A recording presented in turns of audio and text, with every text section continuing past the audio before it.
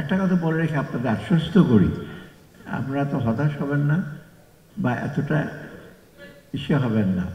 15 বছরে যেটা হয়েছে, যারা আপনারা বাইরে আছেন কিছু কিছু লোক জানবেন, কারণ আমরা ভেতরে আছি, বিশেষ করে আমি অর্থনৈতিক সেক্টরে যেটা হয়েছে এটা অকল্পনীয়। অকল্পনীয় বলছি, বাংলাদেশের ব্যাংকের গভর্নর তো আমার ছাত্র, সে IMF ছিল 25 বছর।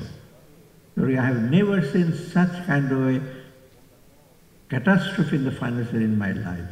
সে প্রায় 70-80টা 100টা দেশে ভ্রমণ করেছে, দেখেছে। আমার বলে স্যার এইরকম জিনিস তো আমি পৃথিবীর কোথাও দেখিনি। ব্যাংকের ডিপোজিটের টাকা নিয়ে চলে যাচ্ছে, আর নিজের টাকা নিয়ে চলে যেত, বা হয়তো লোনটা 10 কোটি টাকা লোন, 15 কোটি টাকা লোন স্যাংশন করে 5 কোটি টাকা বাড়িতে ব্যয় করলো, বা একটা গাড়ি কিনলো, সে সবার টাকা পয়সা নিয়ে চলে গেল। এইটা কেমন কথা হলো? মানে দু একটা জায়গা হয়েছে, এটা আমি বলি। নাইজেরিয়াতে, কোতে দিভো, হাইতি, একটা টপ লেভেল লোকজন কারাপশন করেছে, কিন্তু এখানে কারাপশনটা এমন জায়গায়, একটা ইউনিয়ন পরিষদের চেয়ারম্যানের 5 কোটি টাকা 10 কোটি টাকা একটা বাড়ি। আপনারা চিন্তা করেন কোথায় গেছে কারাপশনটা। এখন যদি আপনারা বলেন 3-4 মাসে এসে চিফ অ্যাডভাইজার সালাউদ্দিন সাহেবরা সব করে দেবে, দিস ইজ সে একটু এক্সপেকটেশনটা একটু লফটি।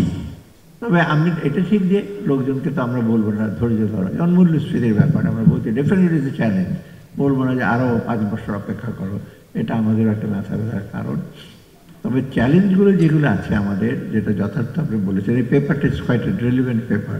শুরু করেছেন ম্যাক্রো ইকোনমিক স্ট্যাবিলিটি দিয়ে, it's a very relevant one. কারণ ম্যাক্রো ইকোনমিক স্ট্যাবিলিটি যদি না হয়, অন্য যে মেসো লেভেল, মিডল লেভেল বা মাইক্রো লেভেলের জিনিসগুলো সফল হয় না। ম্যাক্রো ইকোনমিক স্ট্যাবিলিটিতে আপনারা দেখলেন কী অবস্থা। কিন্তু আমি বলব এখন মোটামুটি কিন্তু একটা স্ট্যাবিলিটি আসছে মানে ফরেন রিজার্ভটা যেটা ক্ষয় হয়ে যাচ্ছিল, ক্ষয় রোধ করা হয়েছে। তারপরে এক্সচেঞ্জ রেটটা ক্রলিং পেগ করে মোটামুটি একটু স্টেবল আসছে। এটা অনেকে এক্সপেক্ট করছে ক্রলিং পেগ যদি 400 টাকা হয়ে যাবে, 300 টাকা হয়ে যাবে, শ্রীলঙ্কার মতো পাকিস্তানের মতো হবে। বাট আমরা বলছি না, হয়তো এটা হবে না, কারণ বাংলাদেশের আভ্যন্তরীণ রেজিলিয়েন্স ক্যাপাসিটির লোকেরা আছে, বিশেষ করে প্রাইভেট সেক্টরে। তো এইটাতে বিশ্বাস করি কিন্তু এই ক্রলিং পেগ করা হলো। এবং আমি তো 6-7 দিন আমাদের team, we have met almost all the major donors of the world, World Bank থেকে শুরু করে IMF, IDB, OPEC Fund, এমন আর bilateral donors. I have met many people, including the British Overseas Minister for Development also. President Nasheed ছিল Maldives, he was the Vice Chairman of the Global Fund. উনিও বললেন যে তোমাদের জন্য আমি will do it. So টাকার অঙ্ক বলবো না আমরা কত টাকা চেয়েছি IMF থেকে, ওয়ার্ল্ড ব্যাংক থেকে, বাট রেস্ট অ্যাসিওর্ড আমরা we got a very positive response. আমি গভর্নর থাকতে তো 4 বছর গিয়েছি, এতগুলো মিটিং ফাইন্যান্স মিনিস্টার করতে দেখে দেয়। আই হ্যাড টু মিট আবার 20-30 মিটিং। তার মধ্যে একটু ঝামেলা হয়েছিল 1 দিন 2 দিন, আপনারা জানেন। অ্যাম্বাসেডার বাসায় বসে মিটিংগুলো আমি করেছি, because there was some problem with the legal issue. অতএব আই ক্যান রেস্ট অ্যাসিওর্ড যে প্রাইভেট সেক্টর নিয়ে আমি আরও অনেক বেশি কথা বলেছি। I met with the mega pure, আমি না, মাল্টিলেটারাল ইনভেস্টমেন্ট গ্যারেন্টি, ওরা তো প্রায় $1 বিলিয়ন বলছে আমরা গ্যারেন্টি দেবো, and that is for the private sector, এটা পাবলিক সেক্টরের জন্য না। সেকেন্ডলি ব্যাংকের থ্রুতে দেবে, এটা ইজ নট দ্য মেকানিজম। দেন আপনার ওপেক ফান্ডের প্রেসিডেন্টের সাথে আমি দেখা করলাম, ভেরি স্মার্ট ম্যান। মানে আমি হচ্ছে আলখাল্লা পোল্টরে আসবেন, বাট নট সোয়াব। কথা কথা আমাকে বলে দিই তোমাদের এই ডিসেম্বর মাসে আইল গিভ ইউ $100 মিলিয়ন। কাকে? প্রাইভেট সেক্টরকে। Definitely fine. মাঝখানে একটু নেগোসিয়েশন, আমাদের একটু রেট অফ ইন্টারেস্ট, টেনর নিয়ে একটু কথা বলতে, and we suggest hedge agreed. কালকে পরশু আমি চিঠি পেলাম, hedge agreed two terms with. তো এটা কিন্তু আপনাদের জন্য করা হচ্ছে বেশিরভাগ। আপনারা ভাববেন যে সবকে সরকারের বাজেট সাপোর্ট, তা না। সেকেন্ড হলো আপনার I met with the business people, Atlantic council একটা, আর আপনাদের Bangladesh US business forum. I met at the Chambers, US Chambers Ministry, and they told me যে এত বড় টার্ন আউট আমরা কোনোদিন দেখি না। We were there, Lutfi was there, Finance Secretary. There were 80 top investors, আপনারা you name it, Chevron থেকে বিশেষ করে যারাই, nobody, সবাই ছিল প্রেজেন্ট ওখানে।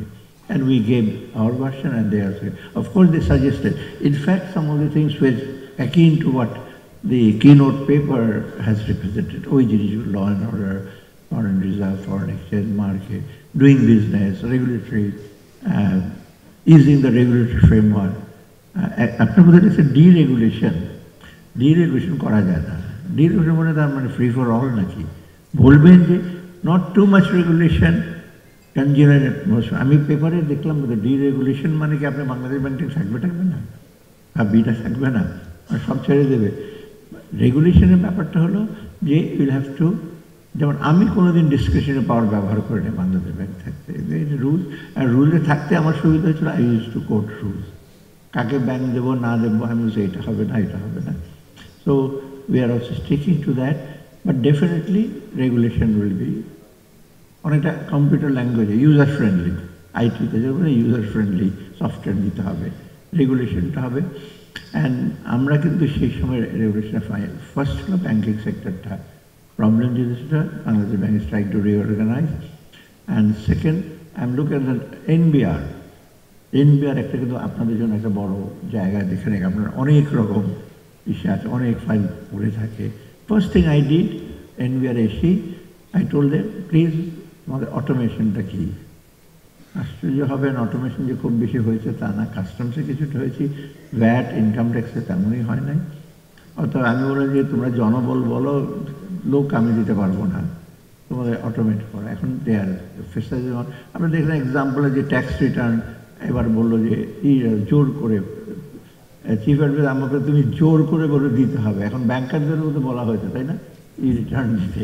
ব্যবসায় একটু সময় লাগবে, কারণ আপনাদের অনেক কাগজপত্র লাগে, আর সফটওয়্যারটা এখনও ইভেন ইন্ডিভিজুয়াল দিতে লাগে, বাট উই আর ডুইং। আর একটা most important decision from the finance ministry has taken, will separate the tax policy and tax administration. আমি অনেক আগে থেকে এটা তর্কটা আসছে যে ইনকাম ট্যাক্স কমিশনার সেই ট্যাক্স ইম্পোজ করে, আবার সেই অ্যাডজুডিকেট করে, সেই কালেক্ট করে। মানে আপনার বিচারক যদি আবার সে হয়, ইনভেস্টিগেশন অফিসার হয়, সে তো একজনের তদন্ত করবে, যেখানে ফাঁসিয়ে দিল। সেইটা আমি হ্যাভ ডিক্লেয়ার্ড, এটা একটু ইসে আছে এনবিআর থেকে, ওরা চায় না কোথায় যাবে। I've told them I'll do it, and এটা কিন্তু ওয়ার্ল্ড ব্যাংক, IMF সবাই বলছে ইটস এ গুড স্টেপ। সব পৃথিবীর সব দেশেই কিন্তু এই দুটো জিনিস আলাদা থাকে। এনবিআর বিশাল ইসে, and hopefully I'll do it. আমি বেনিফিটটা দেখেছি, এবং ইনফ্যাক্ট আমার সাথে আমার ছেলে কাজ করে USA, he is in the tax policy, he is senior economic. তো আমরা যখন ট্যাক্স ইসে কালেকশন, তো আমার দায়িত্ব না। And tax policy are formulated with very rigorous effort. ওরা পেপার তৈরি করে, হিজ এন ইকোনমিক, এটা ইসের কাছে যায়, পাবলিক হিয়ারিং হয়, আর এটা গভর্নরের কাছে যায়, সে এক্সামিন করে, তারপর সেটা স্টেট সেনেটে যায়, সেটা করে, তারপরে পলিসিটা করে। তারপর ট্যাক্স কালেকশন যারা করবে ওরা দেখবেন প্রজেক্ট কত টাকা উঠাবে, ওটা ওদের দায়িত্ব। এটা উই হ্যাভ ডান ইট। আরেকটা জিনিস আপনাদের জন্য একটা চ্যালেঞ্জ, বা আপনারা এই যে আমাদের এলডিসি গ্র্যাজুয়েশন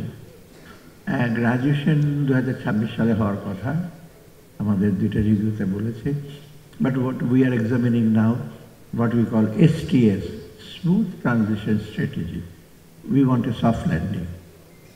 চট করে আমরা বলে দিলাম যে আমরা এলডিসি থেকে আমরা ডেভেলপিং কান্ট্রি হয়ে গেলেন, যে কতগুলো ইফেক্ট আছে। তবে কিছু কিছু জিনিস কিন্তু একটু বেশি ইসে করা হয়, যেমন হচ্ছে গার্মেন্ট ইন্ডাস্ট্রি একেবারে ধ্বংস, যে নো, ইটস নট ট্রু।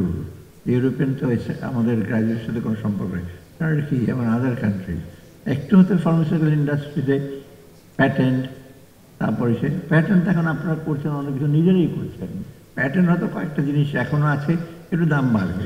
তবে হ্যাঁ, যেভাবে বলা হয় যে ধ্বংস হয়ে যাব আমরা মিডল ইনকাম কান্ট্রিতে গেলে, এটা না।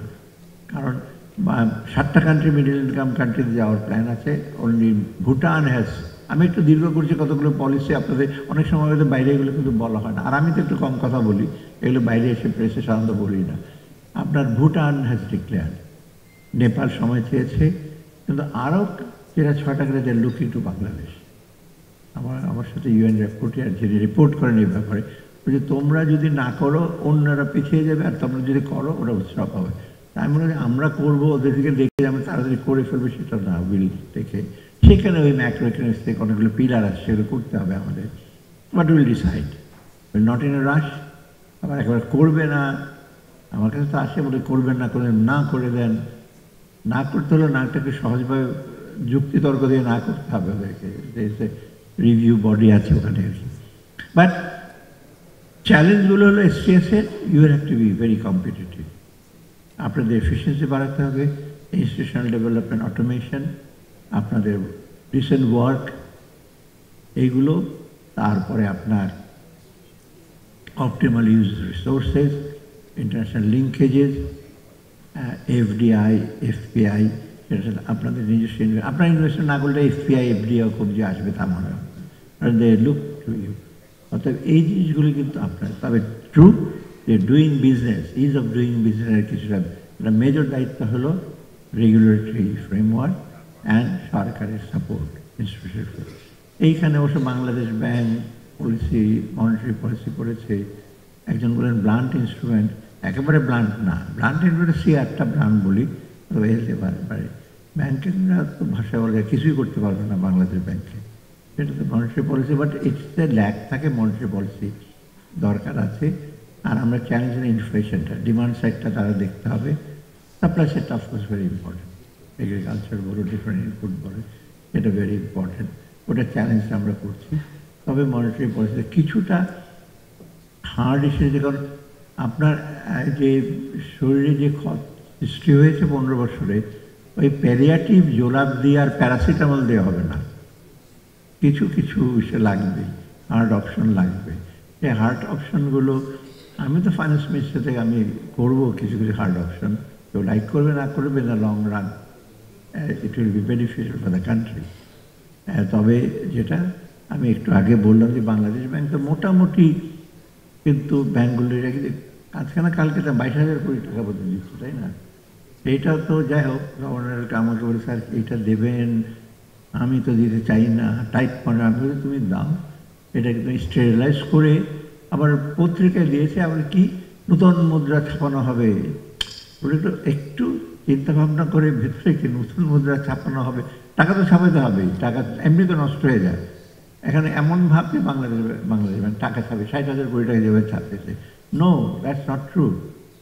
আপনার এটা কিছু কিছু রিপ্লেস করতে অনেক টাকাগুলো নষ্ট হচ্ছে, সেটা ছাড়া এই টাকাটা যে আসবে, this will not add to reserve money আর এই ওয়ান।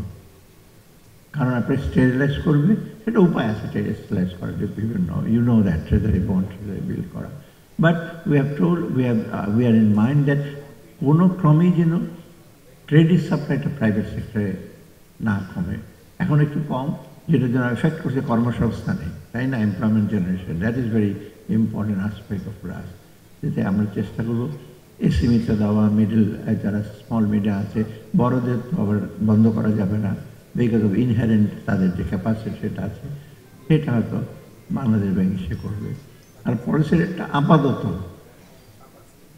আমি বলেছি বাংলাদেশ ব্যাংকে যে আপাতত, আর এটা এখন একটু সে গ্যাপ পজ দিয়ে রাখেন, এখন এর চেয়ে বাড়িয়ে বরং উইল কনসিডার দেখে এটা কমানো যায় কিনা, that will lead to some kind of is আমাদের রেট অফ ইন্টারেস্ট।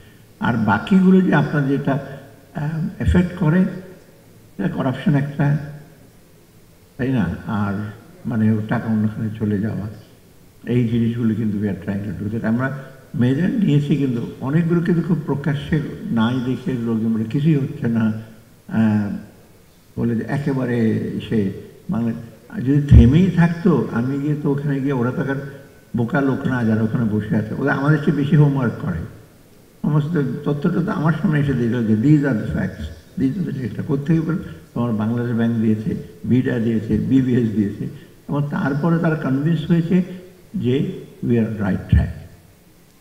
এবং একটু সময় লাগতে পারে, একেবারে সময় লাগবে যেটা, তবে কিছু কিছু সমস্যা যেটা আমরা বলছি শর্ট টার্ম থাকবে এইগুলো।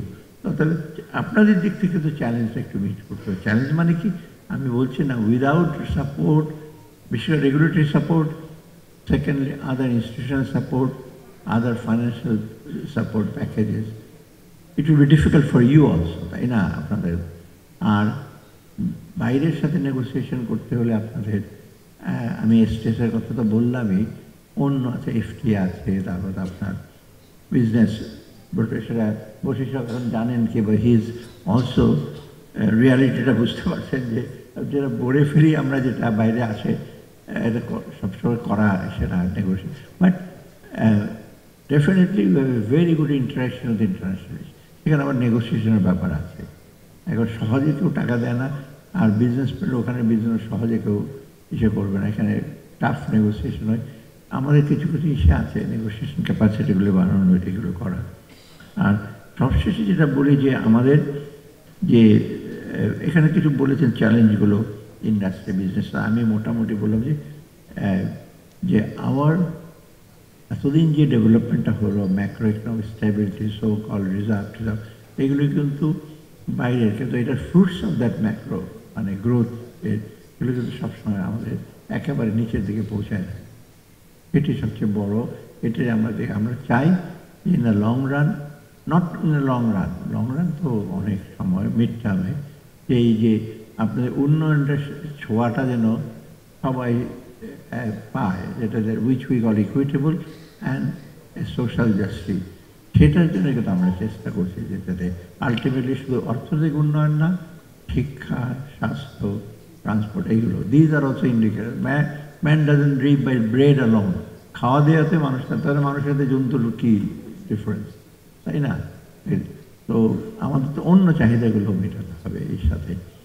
আর সবচেয়ে ছিল অনেক সময় আমাদের এটা মনে হয় যে এই যে অনেক কথাবার্তা আমি তো শুনি যে একে কিছুই হচ্ছে না, একটা জিনিস হচ্ছে গ্লাস তো হাফ ফুল থাকে, হাফ ফুল, আপনার হাফ পর্যন্ত চলে আসছিল, আমরা এটা রোধ করি যেন ফুলটা গ্লাস শূন্য না হয়ে যায়। এবং আই হোপ আস্তে আস্তে গ্লাসটা পড়তে হলে তো সময় লাগবে, তো ওই জিনিসগুলোর জন্য আমরা চেষ্টা করছি। লাস্ট আমাদের সংস্কার নিয়ে অনেক রকম কথাবার্তা হচ্ছে। সংস্কার, আমি সঙ্গে মনে করি সংস্কার কথা হলে ইমিডিয়েট সংস্কার করতেই হবে।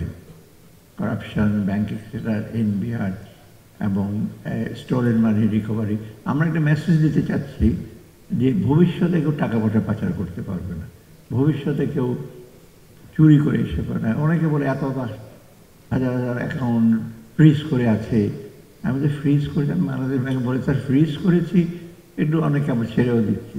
এটা মেসেজে আগে সে 15 বছর টাকা পয়সা নিয়ে যেত। যাক, আমি অনেক এপিসোড আছে। আমি যেদিন শপথ নিলাম, রাত্রেবেলা আমি বললাম তুমি দেখো তো ফাইন্যান্স সেক্রেটারিকে যে ওই ব্যাংকে কিন্তু কিছু চেক টেক গেছে কিনা। পরের দিন বছর রাত্রেবেলা একটা 562 কোটি টাকার চেক আর 200 কোটি টাকার চেক, কারণ আমরা স্টপ করেছি। কে নিয়েছিল সেটা নাম নাই বললাম। তো আমাদের সে তো ওভার স্মার্ট করে ব্যবসায়ী, প্রফেশনাল এসেরা আছে, আর আমরাও চেষ্টা করছি। আমরা খুব কম স্মার্ট না, চেষ্টা করছি যে how to smart, not in negative sense, তাদের সে করে। আর সংস্কার ব্যাপার আমি সবসময় বলি উইল লিভ এ